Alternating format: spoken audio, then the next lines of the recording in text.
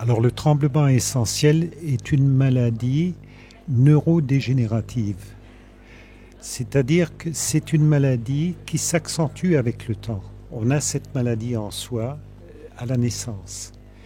Mais cette maladie se manifeste chez certains qu'au bout d'un certain nombre d'années. Chez d'autres, ça commence très tôt. Les symptômes du tremblement essentiel sont des symptômes de difficulté d'action dans le mouvement.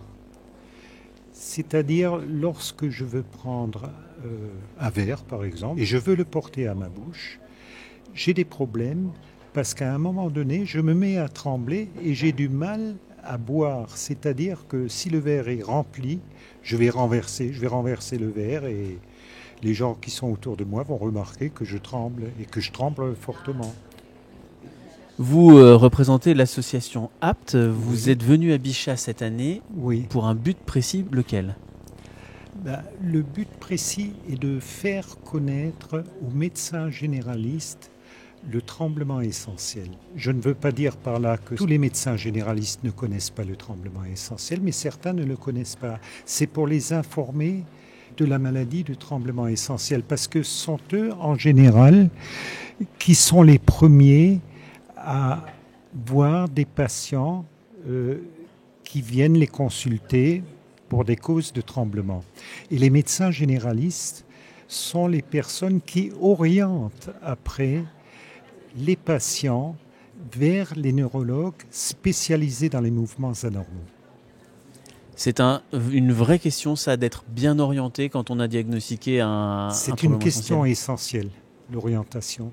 Parce qu'il peut y avoir des mauvaises orientations et qui peuvent créer psychologiquement chez le patient des effets secondaires plus graves parce qu'il est mal orienté.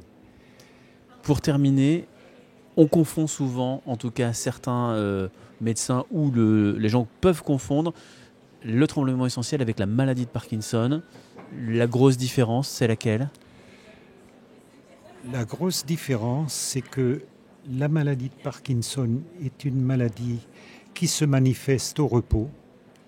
Le tremblement essentiel, c'est une maladie qui se manifeste dans l'action, par l'action. C'est-à-dire le Parkinsonien peut bien prendre un verre et boire sans trembler. On ne remarquera pas qu'il tremble.